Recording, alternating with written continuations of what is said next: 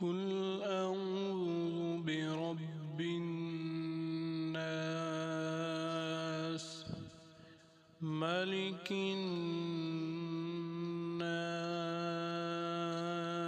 الناس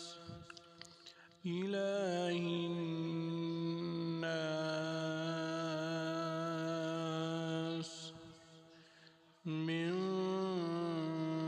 شر الوسواس الخناس الذي يوسوس في صدور